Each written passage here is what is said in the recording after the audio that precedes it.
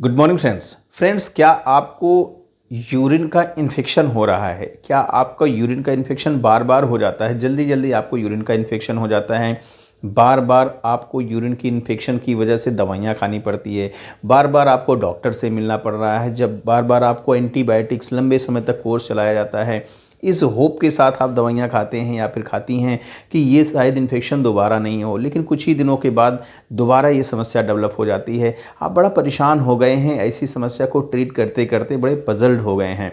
Dear friends, यदि आप ऐसी समस्या से सफ़र कर रहे हैं, रिकरेंट यूटीआई की समस्या से सफ़र कर रहे हैं, या फिर मैं कहूँ कि बार बार पेशाब के रास्ते के इन्फेक्शन की समस्या से सफ़र कर रहे हैं, तो ये महत्वपूर्ण वीडियो आपके लिए है। इसमें मैं आपको ये बताऊंगा कि इस समस्या के डेवलप होने के क्या कारण हैं, क्योंकि किसी भी डिजीज़ के यदि हम कारण को समझ जाएं, कारण को जान जाएं, तो उस बीमारी से हम बड़े आसानी से लड़ सकते हैं और बगैर, हो सकता है कई बार तो हम बगैर किसी दवाइयों के भी ठीक हो सकते हैं।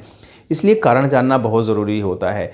साथ ही साथ मैं आपको ये भी बताऊंगा कि इस समस्या को ठीक करने की जो सबसे असरदार होम्योपैथिक दवाइयां हैं, जो बगैर किसी साइड इफ़ेक्ट के बहुत अच्छा काम करती हैं, जिन्हें लेके और जैसा मैं बताऊंगा उस तरीके से लेके अच्छा रिजल्ट आप पा सकते हैं। एक मैं आपको जूस बताऊंगा जिसे पी के रिकरेंट यूटीआई की समस्या को आप रोक सकते हैं।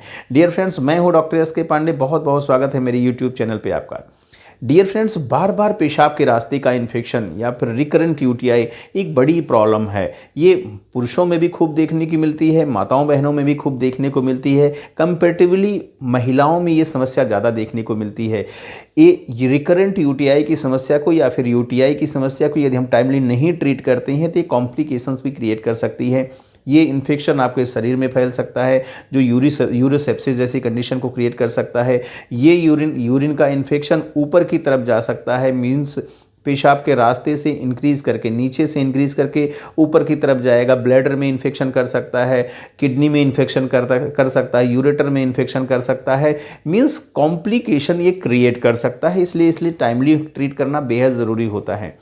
यदि हम कारणों की बात करें तो इसमें सबसे पहला इन्फेक्शन यह होता है कि ऐसी माताएं बहनें जिनके वजाइना में इन्फेक्शन हो रहा है तो ऐसी समस्या को जन्म दे सकता है। ऐसी माताएं बहनें जो अपने पेरेनियल एरिया का या फिर प्राइवेट पार्ट्स का प्रॉपर तरीके से हाइजीन नहीं मेंटेन करती हैं, तो उनमें भी रिकरेंट यूटीआई की समस्या क्रिएट करती है या फिर देखा जाता है। माताओं बहनों में चूँकि यूरेथ्रा का पार्ट बहुत छोटा होता है, लेस होता है, इसलिए जब भी मोशन की क्लीनिंग करें, जब भी वो वॉशरूम जाते हैं, ध्यान देने की ज़रूरत होती है, क्योंकि लेटरिन का रास्ता, पेशाब का रास्ता पास पास होता है। तो बहुत बार ये होता है फीकल मैटर पीछे से आगे की तरफ आ जाता है, जिसे केयरफुली क्लीन करना चाहिए।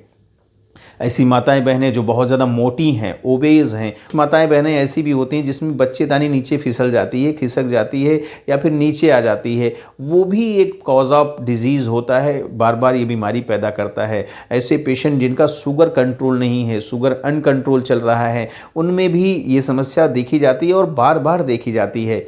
ऐसे पुरुष जिनका प्रोस्टेट ग्रंथि बढ़ी हुई है, जिनको पेशाब में जोर लगाना पड़ता है, ऐसे पेशेंट जिनका यूरिनरी ब्लैडर, पेशाब की थैली ओवर एक्टिव है, उनमें भी ये समस्या बार बार देखी जाती है या फिर रिकरेंट यूटीआई होने के चांसेस रहते हैं। डियर फ्रेंड्स, यदि हम इसके ट्रीटमेंट की बात करते हैं तो होम्योपैथी इसमें बहुत अच्छा वर्क करती है। इसमें सबसे फर्स्ट मेडिसिन का नाम आता है थूजा।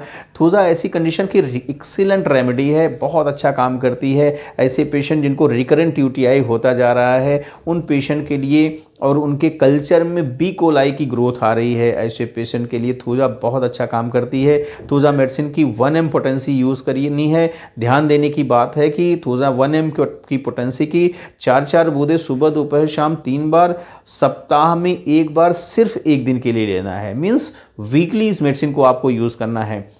थोड़ा सा आपको सिम्टोमेटिकली जब आपको आराम आने लगी तो इसी मेडिसिन की सेम पोटेंसी आपको 1 mg पोटेंसी आपको मंथली कर देनी है। सप्ताह में 1 बार की जगह महीने में 1 बार कर दीजिए। आप कुछ ही दिनों में इफेक्टिव रिजल्ट पाने लगेंगे। करीब करीब 6 महीने के आसपास इस दवा को लेना होता है। नेक्स्ट मेडिसिन का नाम आता है फार्मिका रूफा। ऐसे पेशेंट जिनको रिकरेंट यूटीआई है, जिनकी प्रोस्टेट ग्रंथि बढ़ी हुई है, जिनको रात में ज़्यादा पेशाब लगती है, बार बार यूरिन जाना पड़ता है, ऐसे पेशेंट में फार्मिका रूफा अच्छा काम करती है। इस मेडिसिन की का मदर टिंचर आपको लेना है। इसकी 10-10 बूंदें सुबह दोपहर शाम 3 बार इफेक्टिव रिजल्ट आपको देगी। नेक्स्ट मेडिसिन होती है बैसिलस कोलाई या फिर बी कोलाई भी इसी को बोलते हैं। इस मेडिसिन की आपको 30 पोटेंसी लेनी है। इसकी 4-4 बूंदें सुबह दोपहर शाम 3 बार आपको अच्छा रिजल्ट देगी।